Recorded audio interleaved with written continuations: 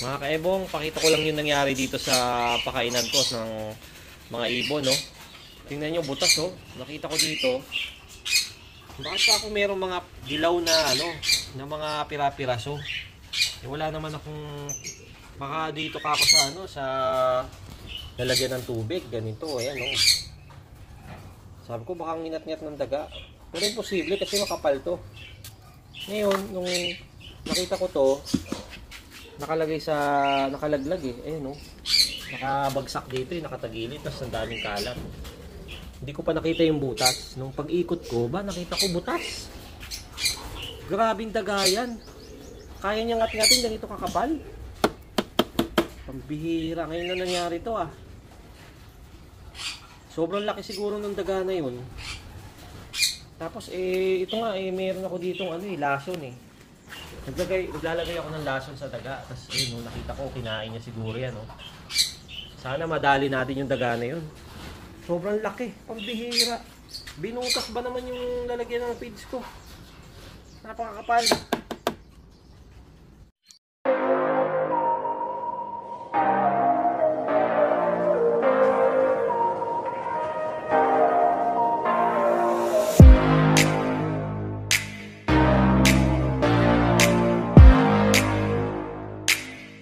Good morning mga ka-Ebong. Welcome to Ebong Love TV. Yung panibagong vlog na naman. Ang pinaka main na topic natin sa vlog na to ay yung abangan natin sa season Pangasinan.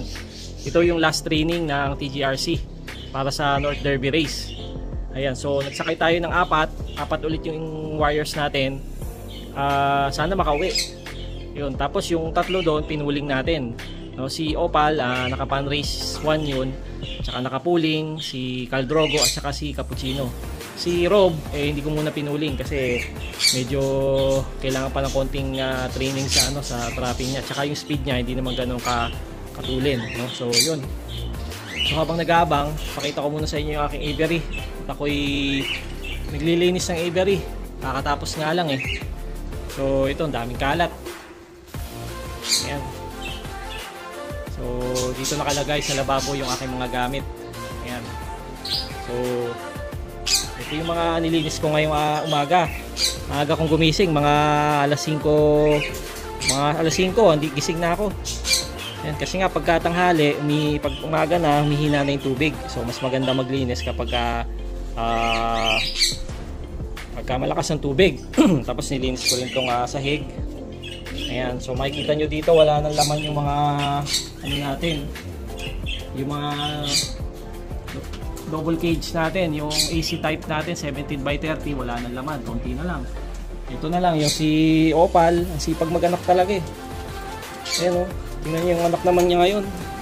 For the very first time, hindi siya nag-anak ng Opal. Mukhang blue bar or checkered white flight yung kanyang iaanak. Talagang itlog niya yan, mukhang maayos yun Maganda yung iaanak ni Opal, hindi Opal. Mga ilang clutch na yun, apat na clutch na yata na puro Opal ang inaanak ngayon. This time hindi Opal. Tapos ito yung US bird natin, galing hiram natin yung kay Binoix ng Mabalacat at saka yung ating stop bandit. Meron niyang inakay, dalawa. For the very first time, dalawa yung kanyang pinisa. Tapos yung aking stop bandit at saka yung hen na galing kay Kuya Joel. Ayan, meron ulit silang anak. Meron na namang color. Pero yung isa mukhang mukhang wild type. So ayos yan. Yun, dalawa na naman yung pinisa. Okay, tapos ito yung ating manggaline, yung nakawala. Ayun, at yung anak nila nakamakaptor yan. Yun yung nakamakaptor natin. So, nag-anak ng dark na dark check. Talagang dark na dark. Black spread yan, pero hindi sobrang black. Kita-kita may pagka-checkered niya Ayun ganda. Ganda. So, dito, itong cage na to, wala nang laman. So, wala na rin laman. So, bakit ba wala ng laman? Daming bakante. Ayan, kasi stop breeding na tayo. No, stop breeding na muna tayo dahil enough na yung ating stock ng mga pigeons. So andito yung ating mga stock bird. No? Meron nga akong bad news dito eh. Kasi itong anak ng Reso, saka nung Bukawilan, yung panganay, naku, naipit sa sa 17 by 30. Napilay tuloy. Hindi ko alam kung gagaling pa yan. Sana gumaling, makalakad siya. So, yan yung nangyari. Nakakalungkot nga eh. Kasi may dugo pa naman ng Reso yan. Sayang. So, ito yung ating mga stock birds. At saka yung mga hen. Eh, dito ko sinama yung mga hen. Ayan, yung mga hen natin. Yung hen na grizzle. Ito yung pinapares ko kay African Black Eagle. Hindi naman magtuloy yung itlog. Kaya palagay ko, ano na ito eh. Laspag na. Ayan. Tapos yung brown na yun. Hen din yun. Ano pa? Dito, hindi ko na lang mahanap. Ano? Ayan. So, ayun. Yung isang hen na yun. Yung sa Mabalacat. Yung hen na nakuha natin sa Mabalacat, tama ba? Ah, hindi. Yan yung, tama. Yung nakuha natin sa Mabalacat. So, yan. May iba pang hen dyan. No? So, hen at saka young bird pinagsama ko. Tapos, yung mga barako natin, yung mga cock, andito. Ayan, nandiyan sila. 7. Ayan, si Kaluluwa, yung Vandenbroek, sabay pigeons, yung kak sa Mabalacat. Ito pala yung kak sa Mabalacat. Ayan. Tapos yung si Jansen Tanda, tapos isang dark check natin, African Black Eagle. Ayan. So yan yung ating mga kak. Alright. So, nakaipak ngayon, stop breeding. Stop breeding na si Ebong Love TV. Siguro kung sakali, yung African Black Eagle, yun lang ang i-breed natin. Kasi wala pa tayong lahi nun eh. A few moments later. Alright, so time check 8:31. Ang forecast natin is mga bandang 9:18, yung 1:1 na speed. So,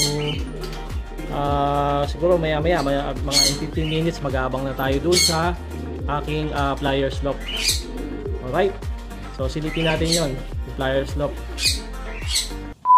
At ito na nga mga kaebong, nag-aabang na tayo ngayon. So nakaligo muna tayo dahil naglinis tayo ng aviary. No, tsaka yung mga bakanting cages natin nilinis ko na. So ngayon abang-abang na tayo, time check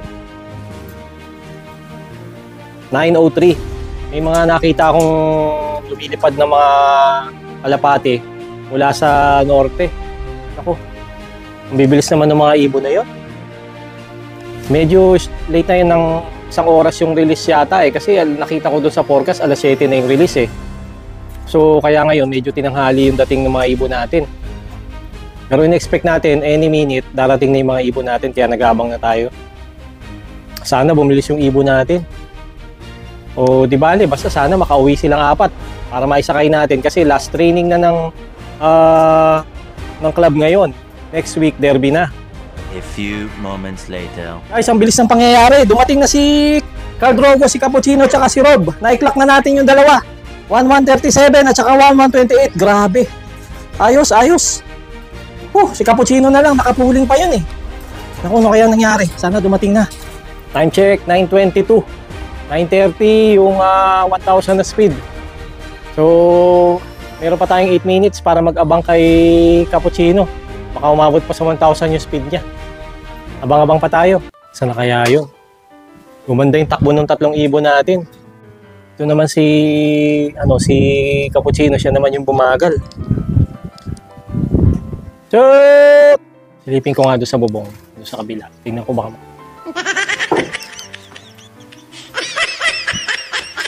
wala. Ito ako sa taas ng bubong. Wala talaga. Nagsidatingan na yata yung mga ibon dito. Nahuli na siya. Nandito ako sa kabilang side. Hangin. Lakas ng hangin. Kung tailwind dyan, mas matulin pala yung mga ibon natin dahil tailwind. Nangyari doon. Tumukod yata. Time check 9:28. Naku, 2 minutes na lang yung 1,000 na speed. Many minutes later. Alright guys, ang tagal ng pag-aantay natin. Dumating na si Cappuccino. Ayan. Ayan si Cappuccino. Nasaan na? Ayun. Ayun si Cappuccino. Gutom na gutom. Yun nasa likod. Mukhang naligaw siya. Hindi ko alam kung ano nangyari. Pagod na pagod eh. 4 out of 4. Pugo La Union. Yes! Alright, so dito ko natatapusin ang vlog. Maraming salamat sa inyong panonood mga ka-Ebong. Muli, ito ang inyong nervyosong pansier, Ebong Love TV. Please like, share, and subscribe my YouTube channel and my Facebook account, Ibon ni Ebong. Maraming salamat sa inyong panonood mga ka-Ebong. Keep safe. God bless. Bye-bye!